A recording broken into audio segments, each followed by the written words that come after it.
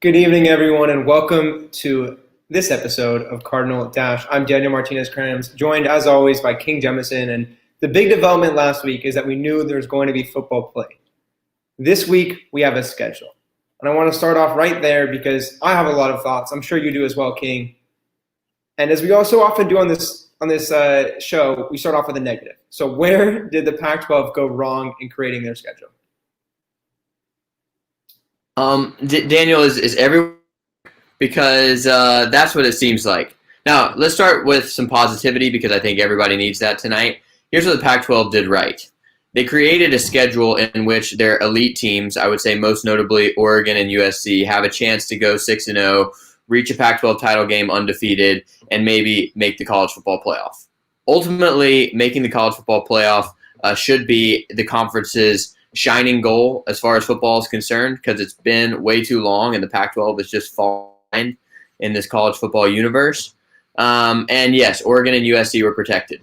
But in the end, there's just a lot of strange games on this schedule. The crossover games make no sense to me. And looking at specifically from a Stanford perspective, Colorado? Really? Of all the Pac-12 South teams you could play, it's Colorado? And I get it. A lot of it had to do with, having to preserve the home road splits for every team. But I just feel like, without having done the math myself, I feel like it could have been done better. I feel like you could have protected some of those critical cross-division matchups we talked about last week. Stanford-USC is one of the biggest rivalries in the conference. Not going to be played this season unless they meet on that final championship weekend. I was disappointed by that as well. Colorado, to me, just makes no sense. But what I really got upset about was looking at that big game. And I went back because they're playing on a Friday, which just seems weird. Why would we be putting that game on a Friday? That's one of the most historic rivalries in the conference, if not the nation. And a lot of that has to do with an unfortunate play that we don't talk about in the show. But that's a historic rivalry. Why are we playing the big game on a Friday? So I went back to look if that's ever happened before. It has once, 1932, ended in a 0-0 tie. I don't want that again. I don't want a 0-0 tie on a Friday. I don't care how much I've eaten on Thanksgiving. It's not going to make it feel good. So, yes, they preserve the scheduling. We usually play around that time, around Thanksgiving. But on a Friday, and I understand they're putting a lot of Pac-12 North rivalries that day, but this is a special one. Put it on a Saturday. Make it feel special. Come on, that's what it is. I'm going to push back just a little bit on that. I don't disagree with the fact that this is such a historic rivalry. Preserve as much of the usual way of things as you can. But that Friday after Thanksgiving is just a golden TV opportunity. And when you don't have fans in the stands and you can't have the usual Saturday college football atmosphere and you're not worried about, pulling people away from Black Friday or whatever, I think it's just an amazing way to spend your day after Thanksgiving. Everybody's off of work that day, and there are some sports, but not a lot of sports. Thanksgiving Day is a big sports day, and then the weekend after Thanksgiving is a big sports window. That Friday, really, there's not a whole lot going on. So I think you are going to have more national eyes on Stanford, Cal, on Oregon State, and on Washington State than you otherwise would. I don't actually hate the fact that it's on a Friday. I mean, the setup of the schedule doesn't make a lot of sense to me. I will say that because usually you see the rivalries in the final week of the season. Or if not that, then the second to final week of the season.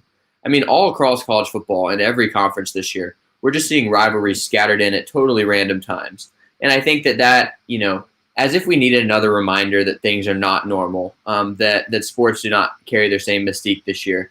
Not keeping games in similar windows, at least relative to the rest of the schedule, is just yet another reminder. And I see that. I do. And I understand the draw to get the TV audience because I think one of the smartest moves they did was put every game on ESPN or Fox. I like that move. That was good. But you're sacrificing things when you're putting games on a Friday. Even if that Friday is a good one, you have USC and Arizona State playing at 9 a.m. on November 7th. So, yes, they get into that Fox kickoff window at noon Eastern, but you're also playing at 9 a.m. in the Coliseum. And for college students, I know they're not the audience anymore. I understand that. But waking up at 9 a.m. on a Saturday when the dining hall usually doesn't open until 10:30, it's just weird. It's just a little bit weird to have that scheduling going on. So I understand we're sacrificing because it's a weird year and there's not going to be the same people in the stands. You're not going to get revenue that way. So you need to make sure you maximize everything with the networks. I get that, but it's a little bit unfortunate And I think when the Pac-12 designed their schedule, we saw a lot of that. We saw a lot of, I think there's a quote from Merton Hanks, who's the Pac-12 Senior Associate Commissioner for Football Operations. And he said, if everybody's a little bit mad about the schedule, we probably have a pretty good schedule. And that's how I would describe it overall, is that everyone's a little bit mad because it's not a very good schedule. And I think that's where the Pac-12 went wrong, is that they weren't necessarily working for the conferences. They were working for other entities. And we saw that even in David Shaw's press conference last week. Head coach David Shaw said, I want to be playing USC, UCLA. Those are our conference rivals. And we don't get that this year, and that's really disappointing. We talked about it last week, but it's still very disappointing. So the Pac-12 has seen what happens when you prioritize TV windows over, the integrity of the game, of what's best for the players, of what's best for the institutions. Let's go back to 2015 when Stanford goes on the road to Northwestern, and I believe the opening week of the season. I think that game was it was an 11 a.m. local kickoff, maybe 9 a.m. Pacific. Stanford had traveled across the country for that game. Stanford loses in an absolutely ugly, just trash can of a game. And sure enough, after that, the Cardinal do what they do. They get over the course of the season. They end up being 10-2, beat Notre Dame, beat USC in the Pac-12 championship. All of a sudden, they finish the season 11-2, kill Iowa in the Rose Bowl, finish third overall. Stanford fans, I mostly repeat that just because it feels good to say it. Stanford finishing third in the country. Just tracking what that beautiful 2015 season was like. But I also say it to point out that if Stanford hadn't played that body clock game at 9 a.m. or whatever it was local time or Pacific time, they probably don't lose it. They probably beat Northwestern in the middle of the afternoon. They clearly were not ready to play in that environment. And yes, you should always be ready to play in any environment, but the Pac-12 chose to put that game in a big TV window, and it came back to bite them when Stanford ended up being playoff caliber, but didn't have a playoff-worthy record thanks to that tainted early season loss. And I worry that 9 a.m. USC-Arizona State game, similar thing could happen. I think USC could be very good this year. I think that they could be 5-1, 6-0 kind of team. And if the one loss that keeps them out of the playoff is 9 a.m. at Arizona or playing Arizona State, that's really going to just turn up the heat on Larry Scott's seat even more. I think they've been trying to get a little bit too cheeky with the schedule overall, because we talked earlier about how they tried to make it a path for Oregon and USC to potentially meet, hoping, praying to a certain extent that they both go undefeated in the regular season, meet in that championship game, and have enough of a win, a convincing win, to get into the playoffs. Because that's really what the conference is relying on right now. They need that payout. Everything is struggling right now in the conference. So they're relying on that. But they've done so much to maybe get to that point. And they're not a conference like the SEC where they can go out and say, yeah, you know what, we're admitting it. We're trying to make an easy path. We want to make sure we get to the playoffs. They don't have that pedigree right now. The Pac-12 is in a different position where they need to convince everyone they're a legitimate conference. And we can agree, we can disagree if that's the right thing. I think the Pac-12 isn't given the credit it's due. But what we can't forget is that they have that national reputation, where right now they're not seen as a top conference. So they have to do a lot to maybe get in, and I think they're maybe doing a little bit too much. Let's do a quick little thought experiment here, Daniel. If you're the College Football Playoff Committee, and let's say there's an 8-2 Florida team. Florida looks like they're really good, but they got a great offense, struggling defense. They're probably going to lose a game or two along the way. Let's say they go 9-1 the regular season, lose to Bama in the SEC championship game, finish 9-2. And then you put up that 9-2 Florida team with wins over maybe Georgia, maybe A&M, maybe Auburn, maybe LSU. These great set of wins against, let's give USC the benefit of the doubt. Say they go 7-0, including that Pac-12 championship game. I mean, USC in that situation has 1, maybe 2 ranked wins, whereas Florida probably has 5 to 7. And it's just really hard to make that comparison if you're the Pac-12. Obviously, there's nothing they could do about the quantity of games. I mean, just the schedule necessitated that 6 was the most you could squeeze in before that conference championship game.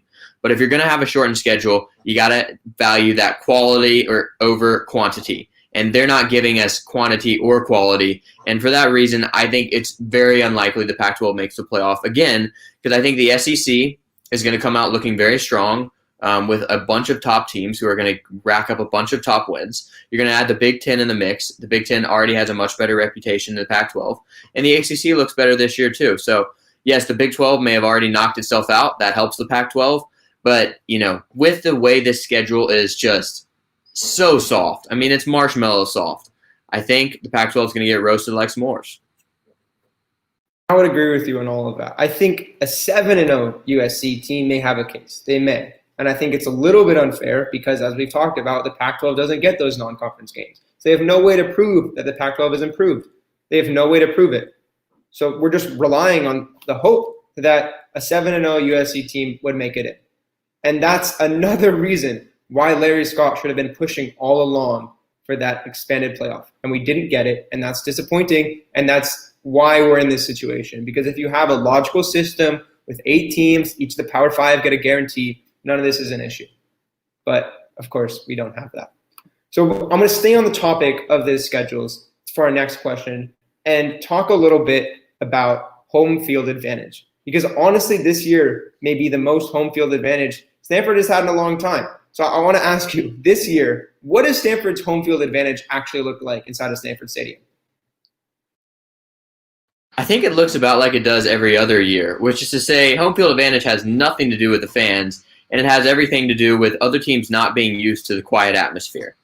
After one of the games late in 2017, Peter Kalambahi, who was one of the leaders of that defense in 2017, was talking to the media after the game, and somebody asked a question about how small the crowd was and how that affected Stanford, and he's like, I think it helps us, because we're used to it at this point. The other teams, they don't really know what's going on. And I'm paraphrasing if Peter's listening to this, but effectively the point he was making is Stanford plays in front of crowds every week, particularly at home. When other teams show up to Stanford, the Mausoleum, they're just not ready for it. They're not ready for that eerie quiet as they're taking a snap. They're expecting that screaming crowd trying to disrupt everything they're doing. And instead, they're more disrupted by the silence. I got to tell you, Daniel, Stanford was born in the silence. They were molded by it.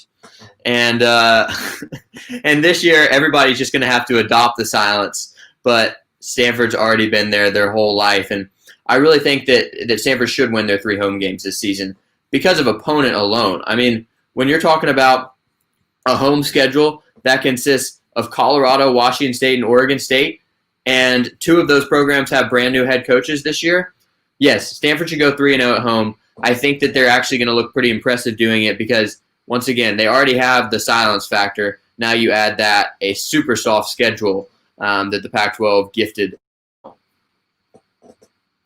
The Mausoleum, my favorite nickname for it is the library, because that's what it is. It feels like a library, and it's been called that by numerous other people. I'm not the first, but Stanford had that advantage for so long, as you were just referencing. Since 2010, they went 53-12. 4 of those losses were last season. So clearly a strong home field advantage. And as we were just talking about, Colorado, Wazoo, and Oregon State should all be wins. That's 3 easy wins if Stanford plays to its potential. And I think so much of what we know about Stanford, or what we're going to learn about Stanford this year, is if they can convert all of those into easy wins. Because they have to be. Stanford, there's no way to have a successful season if all 3 of those are not convincing wins. And it's exactly like you've been talking about. Stanford, it has been born in this. They know what silence feels like. And David Shaw said this week that it's going to be leveling the playing field a little bit, right? All these other teams have these big home crowds. And in a year when they're supposed to go to Oregon, Washington, and Cal, specifically Oregon and Washington have huge crowds. And David Shaw talks about how they have to hype up the crowd noise in the week leading up to it. They need to practice their hand signals. This year, none of that. They don't have to worry about hand signals. They don't have to worry about crowd noise. They can say, we can focus on playing in silence like we do every other week. And it's perfect for them. So it's not only now do I think they have home field advantage at home, they have a week schedule at home, but now they're used to the silence when they go on the road. And those obviously aren't going to be home games. It's going to be different. You still have to adjust to a road environment.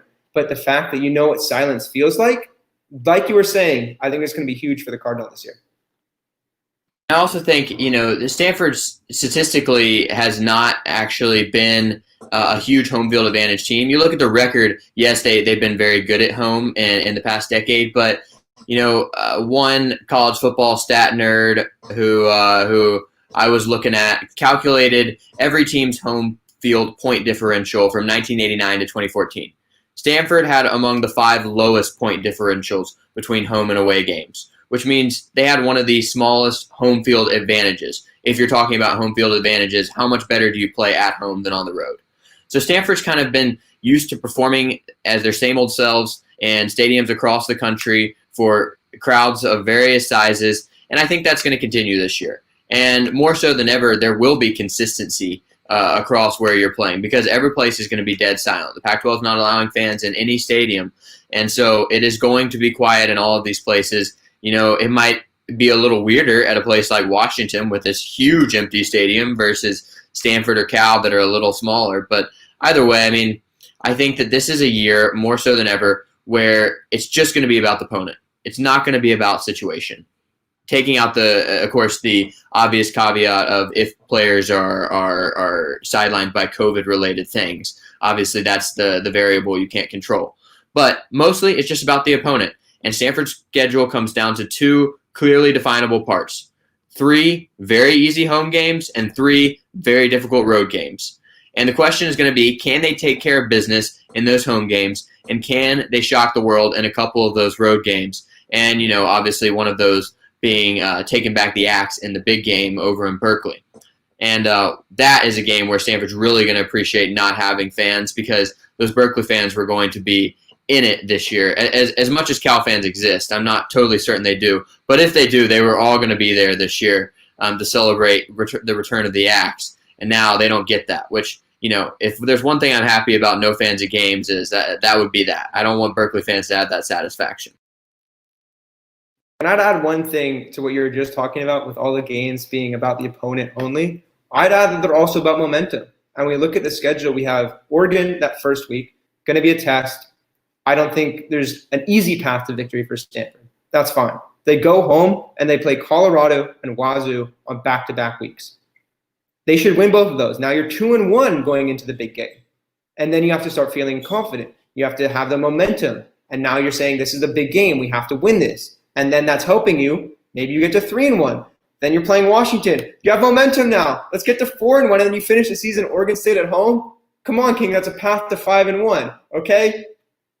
Getting ahead of ourselves. Getting a little bit ahead of ourselves with that for sure. But Stanford has a path where they can say we have a tough game up front. But after that, we know we're going to have some time to figure out what we actually look like against lesser opponents, admittedly lesser opponents, build up the momentum. And I think it's going to be, as you were talking about, a different season. It's going to be mostly focused on the opponent. But that game in Berkeley is exactly as you were talking about. Having no fans at that one is huge because Berkeley fans are nasty. They're horrible people, all of them. And they're going to be so overjoyed with having their axe that I'm glad we don't have to see them, honestly. Absolutely. And Daniel, can we have a little conversation about that Oregon game real quick? Because, just in the past couple days, yet another Oregon player has opted out of the season. Brady Breeze, the MVP of last year's Rose Bowl game, has now also opted out. And so by the numbers I was seeing, Oregon now has to replace their entire offensive line and their entire defensive backfield. That is a tall task. Some of that's graduation, but a lot of it has been opt-outs. They've been hit harder than maybe anybody in the country by the opt-outs. And frankly, I can't tell why, because some of these guys are opting out after the season the return has been announced. Obviously, they don't like, what they're seeing from this season, don't see it as worth it, and more power to them. Good luck in the NFL to those guys. But Oregon's been absolutely hammered. And today I think I saw Jerry Palm, CBS Sports, put Oregon as playoff, replacing Oklahoma because of Oklahoma's second loss. And that raised some eyebrows for me that the national public is still thinking that Oregon is an overwhelming favorite in the Pac-12. I would say that has changed drastically with all of these opt-outs. And Stanford may be the one to open up the eyes of the nation and to rip down that duck veil and show everybody that Oregon's probably not as good as we thought they were going to be, if only because of the players they're missing. And I think that Davis Mills and these wide receivers have a chance to victimize a completely novice yet talented Oregon defensive backfield. I think you're going to see Stanford come out throwing the ball in that game as they should. And I also think it's going to be good for Stanford to be facing a young offensive line when, Stanford's front seven is certainly going to be among the weaknesses of this team. A team with a good offensive line probably can roll up a lot of rushing yards on the Cardinal. We don't know if that's going to be Oregon this year. I think this is really going to be a test of how Mario Cristobal has built up the program. My first hunch is, though, Oregon's about to take a little bit of a step back after last season's Pac-12 championship. And I'm with you there. I think they're going to be taking a step back. How far back is the question? Because Stanford does have a 2-game winning streak up in Austin, right? But how far does Oregon need to go back for Stanford to really be competitive with them? Because we saw last year, Stanford held them to 21 points. That's a winnable game if you have 21 points you have to go up against. Stanford scored 6. Okay? It's not going to cut it no matter what. Oregon has a great program going. They've had great recruiting. We see them. We're going to be talking about that very soon, how much ahead of Stanford they are in that sense. They have a lot of different factors. Can Stanford surprise them? Maybe, but Stanford's barely started practicing. And go up against them week 1, that's tough. That's really tough. I'm with you there. I think Oregon will be knocked back. I really do. And I don't see them as the team to beat necessarily in the Pac-12. But for Stanford to come out on top on that week 1, that might be a little bit tough. So on that topic of recruiting, you mentioned last week that Stanford was playing in the kiddie pool, specifically recruiting in the kiddie pool. And I don't know what I feel about that. So I want to give you a chance to defend yourself because it's a little bit indefensible. So go ahead, King. Is Stanford really in the recruiting kiddie pool? That was some real unbiased journalism from you, saying I want to give you a chance to defend yourself because it's indefensible. Thank you very much. You should definitely get a job in cable news, my friend. First of all, can we address this question in the chat? Because I believe Megan asked this exact same question last week. And I think we got to address it because it's a fantastic question that relates to what I'm about to say. And that is that USC has the conference's worst mascot. It's a literal Trojan. This guy is walking around with a sword. It's dangerous. It might be offensive. And the way I see it, it's representative of everything about USC that including their bougie atmosphere. And since we don't get a USC game in which I can bring up my Trojan hate and really bear it before the world, then I have to do it right here and say that I hate their mascot. But despite their mascot, USC and Oregon and Washington are recruiting a lot better than Stanford is right now. And I had to do some research after I made my kiddie pool take last week. And I got to say, Daniel, there are some things that favor your direction. Stanford has never been an elite recruiting power in the sense of an Alabama or Clemson. But what I think has changed in recent years is that Stanford is not getting that top-end talent. They have not signed a Solomon Thomas, a Christian McCaffrey, an Andrew Luck in a while. And Stanford has always been built around having a solid, consistent team elevated by 1 or 2 superstars, hopefully on both sides of the ball.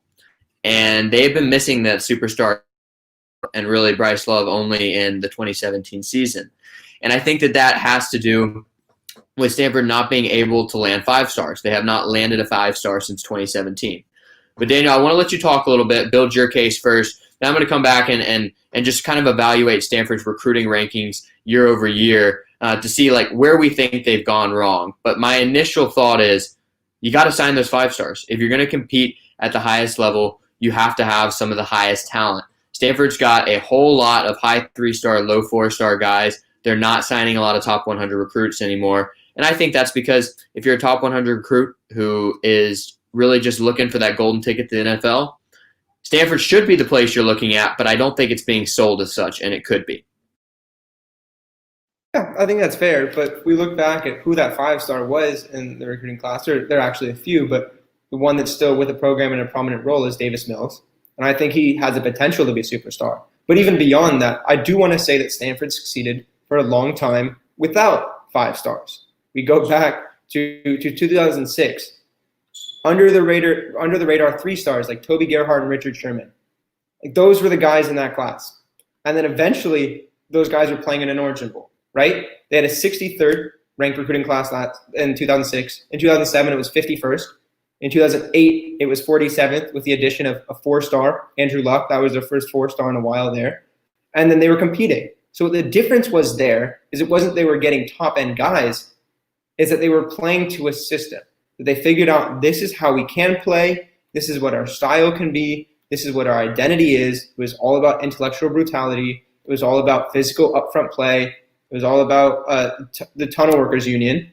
They had all of that. They had smart guys who could fit into that system. So they didn't need 100 top 100 guys.